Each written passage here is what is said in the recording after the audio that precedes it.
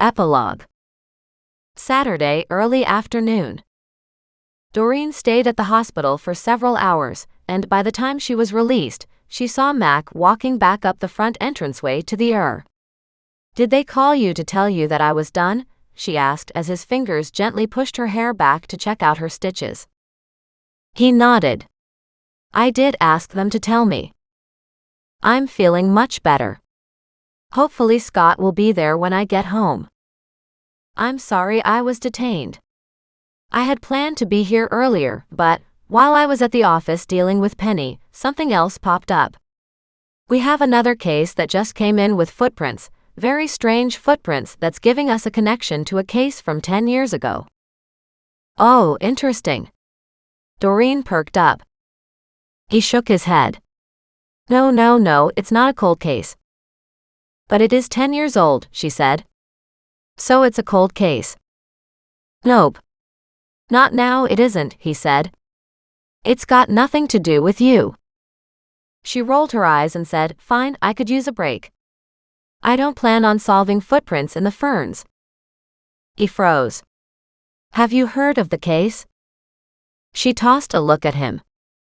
"What case?" "A young girl was kidnapped from her bedroom," he said. "And all they left were footprints. Footprints in the ferns outside the house." Her jaw dropped. "Seriously?" "Seriously," he said. She chuckled and then reached up to her head and moaned. "How about you tell me all about it later? I can't wait to figure out why there are footprints in the ferns. But not now." The truth of matter was, by the time she woke up from a nap, she found herself laying on her bed, the animals curled up all around her, as if understanding how badly hurt she was, and she realized she'd be happy to just have a few days with no case to contemplate. Sure, it was her own fault, and she'd be the first to admit it, but when things came to a crunch, they seemed to always come to a crunch on her. Mac was right. She kept getting hurt. She had to figure out how to do these cold cases and close these files without the same ending. The trouble was, when she talked about putting people away for life, not one of the suspects wanted to just walk that path happily. They all tried at the very end to grab that last hope for a bit of freedom. She understood that in theory, but it sucked in real life. Groaning slightly, she rolled over, spent the next few minutes cuddling the animals, telling them how much she loved them and loved having them in her life. Then her gaze caught sight of the time. It was after 2 p.m. already, and as far as she knew, it was still Saturday, which meant Scott should have been here already or would be at any moment. She took a deep breath and slowly sat up. The room spun a little, but it wasn't too bad. At least her head didn't start to boom. She walked into the bathroom and almost cried out in surprise at her face. She had blood along her temple and something on her cheek, which she scrubbed at. It looked like some sort of medication or iodine. She filled the sink with warm water and, using a washcloth, gently cleaned her hair and face as much as she could. Somewhat presentable, if she ignored the couple stitches sticking out of her scalp, she changed her shirt to something that didn't go over her head and hopefully wouldn't get more blood on it. Her jeans were covered too. She stripped out of those and put on leggings. Barefoot, she padded downstairs gingerly, then through the kitchen to the laundry room, and loaded up the washing machine, trying to remove any sign of her rough morning. Then, moving carefully, she wandered the first floor.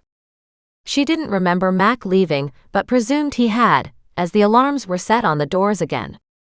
She pulled out her phone and sent him a text, thanking him. Instead of texting her back, he called. "How are you feeling?" he asked. "Better," she said. "I'm up. I'm downstairs and I'll put on a pot of tea." "What, no coffee?" he asked humorously. "Nope, not today. My head is aching already. Don't think coffee would improve that."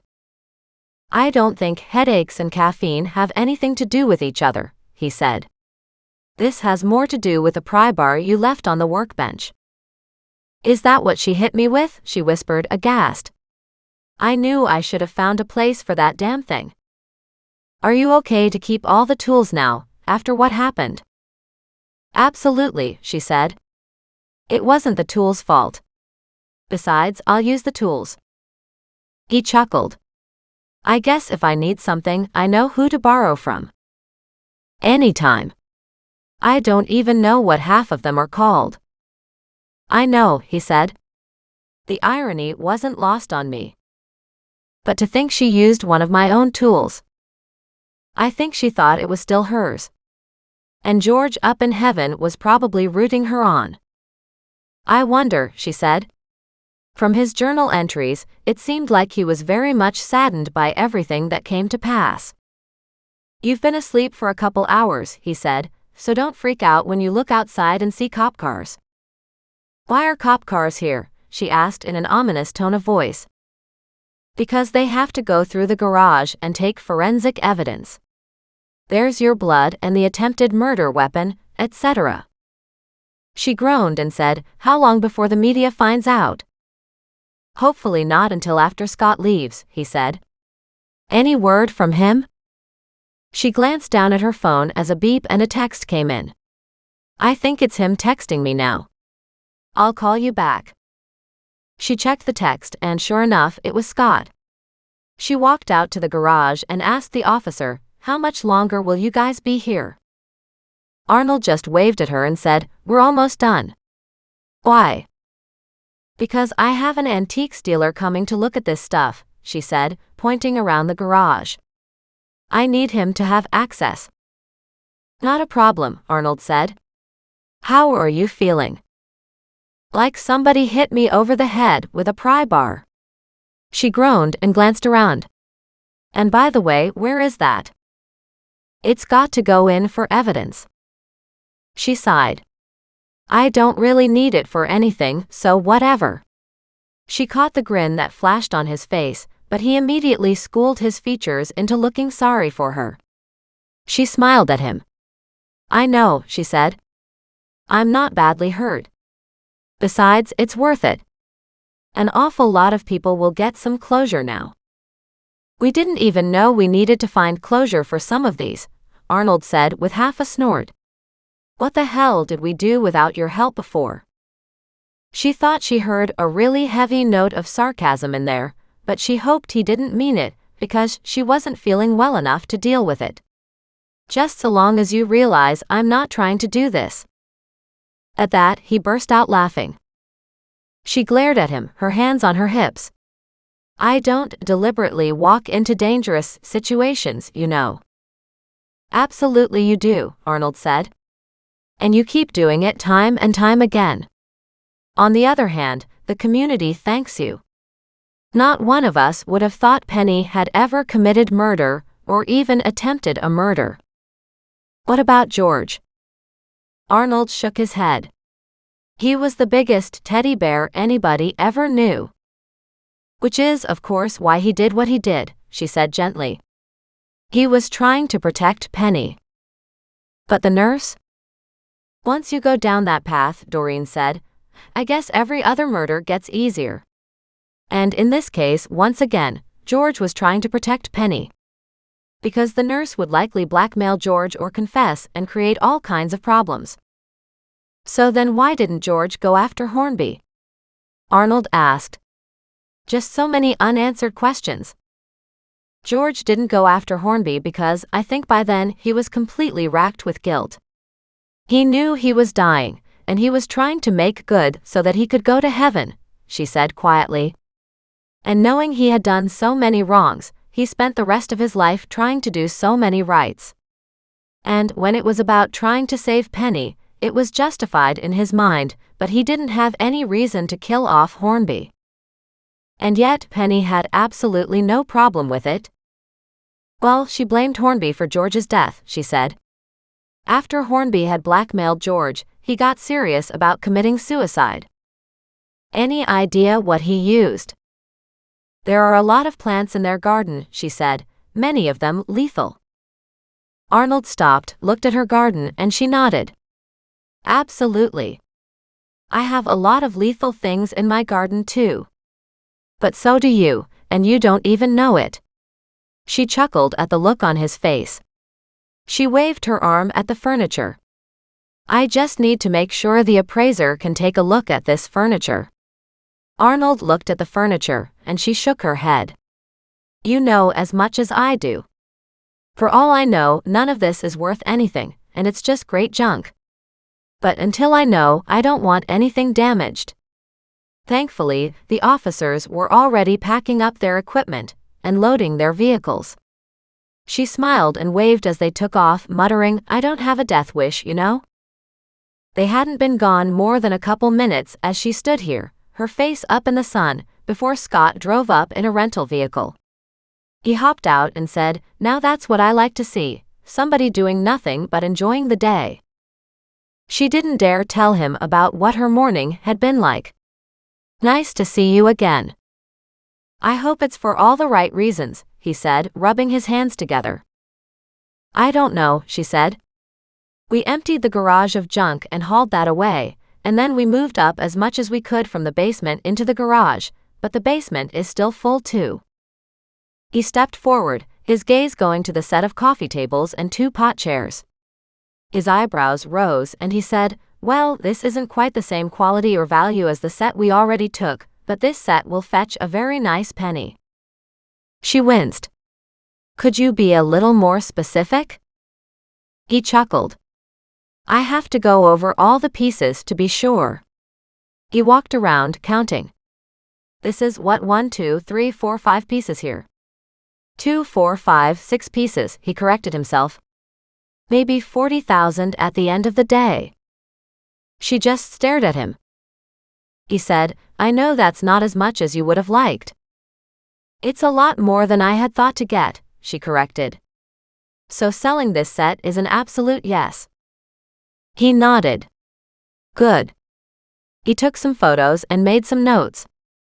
What else have you got? He wandered around and said, This dining room table is easily 17,000. The fact that you have 6 chairs and original covers on them, he said, Yeah, absolutely. Do you want to sell it?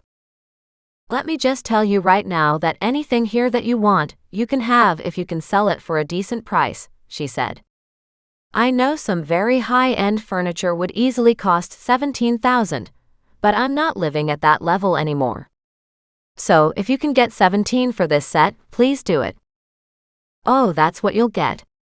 We'll probably be able to sell it for 23 or 24. Maybe higher. And at that, she just wandered behind him as he went through piece by piece by piece. He turned, looked at her with a happy smile and said, Well, over $100,000 worth is sitting here in this garage. How much? She whispered. He said, 100,000. It depends on what we can do. These are cherry, specially made, and that maker's mark says they were done for a special occasion. I'll find out how and why and for whom, but just the fact that you have all the chairs in the set. The set almost always had 6 or 8. You've got 6. And I can't guarantee that there aren't more in the house or in the basement, she said. Good. After that, she wandered around in a daze as he finished up the garage. Before going down to the basement, she took him inside to the living room and the dining room, where she'd stacked up more. He pointed out the 2 that went with the set. Perfect, he said. We'll take those 2 as well. He looked at the others, shrugged and said, I really don't know what these are or these, unless we can find a few more pieces of it in your basement maybe. He took some photos and, just as she was leading them to the basement, she got a text. She looked at it, and it was Mac. She called him and said, Hey, Scott's here. We're going through the stuff in the garage and the house, about to take him into the basement. Does it look good? No, she said, it looks freaking fantastic. And I still want to know more about the footprints. He groaned. You know what? I'll just go to the library and waste hours and hours looking this stuff up. I'll give you what was released to the press, he said, but that's it. The child was never found. Really? No body? None. Then send what you can to me, she said, and then I'll give you the further details from here, but I've got to go. She hung up on him, and with Scott's quizzical face, she smiled and said, just a case I'm helping the police out on." She led the way down the stairs to the basement, where the rest of the furniture was stored. Scott stopped halfway down and exclaimed in amazement. She pointed to the far back corner where the tall boy was.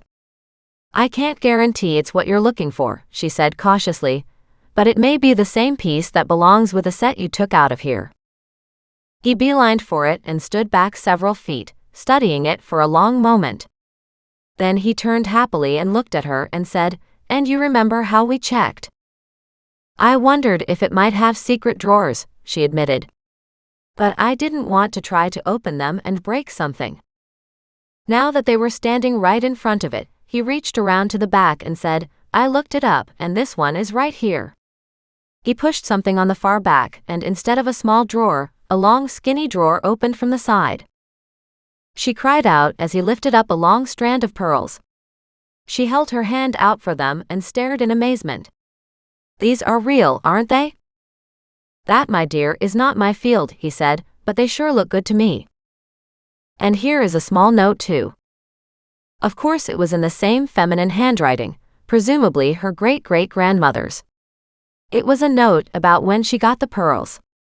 It was a gift from her husband on the birth of her first son. Doreen smiled and said, "I'm so grateful you found these drawers. I haven't even had a chance to see what's in the big drawers. We worked all of yesterday and this morning to try to get access to the pieces down here." Scott looked around and nodded. "I can't believe your grandmother had so much furniture stored away." "Neither can I." Doreen motioned at the dresser and asked, "Is there a second drawer?"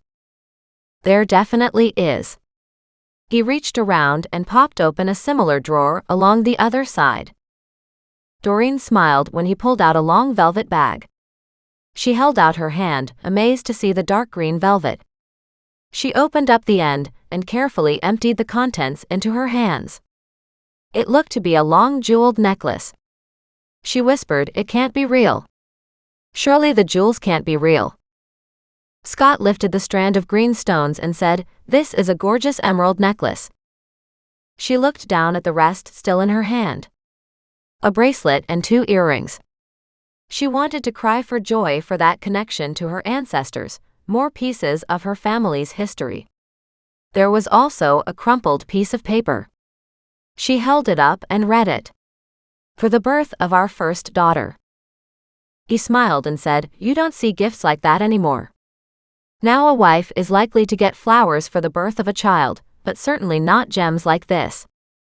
Doreen smiled, gently placed everything in the velvet bag, and wasn't sure she could sell any of these, no matter the money it might bring her in return. These were part of her family's history, an emotional and happy memory from her family. Something now very dear to her heart.